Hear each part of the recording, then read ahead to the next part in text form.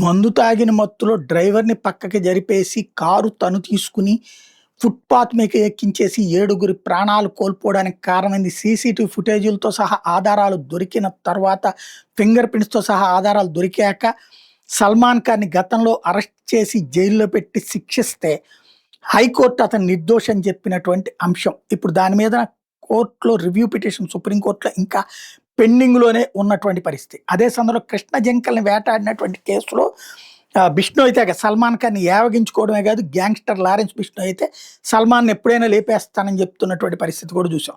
అయితే ఇప్పుడు అదే సల్మాన్ ఖాన్ తను బాధితున్నని జనం ముందుకొస్తున్నారు. 'కాలా హిరణ్' అనే సినిమా మీద ఢిల్లీ హైకోర్టులో పిటిషన్ ఏశారు. కృష్ణ జింకల వేట కేసు నేపథ్యంలో ఒక కథ. అది అందులో తన పేరు డైరెక్ట్‌గా పెట్టకపోయినా సరే, తన భావాలు తన లుక్‌ని పోలుండి అటువంటి పోస్టర్‌లేశారు అంటూ సల్మాన్ ఖాన్ ఆ సినిమా రిలీజ్‌కు కానివ్వకుండా చూడమని కోర్టుకెక్కారు. సినిమా నిర్మాతలకు సల్మాన్ ఖాన్ నైజం తెలుసు కాబట్టి లీగల్‌గా ఇరుక్కోకుండా ఉండేందుకు వేరే పేరేదో పెట్టేశారు. అసలు అలాంటి పేరే కనబడనీయకుండా ఉండడానికి 98 కేసు చుట్టూ పబ్లిక్ డొమైన్ 1లో ఉన్న వార్తల చుట్టూ అల్లినటువంటి కథ. ఇప్పుడు సల్మాన్ ఖాన్ అడుగుతున్నటువంటి నేపథ్యంలో మరి కోర్టు ఆపేస్తుందా లేదా అన్నది చూడాల్సి ఉంది.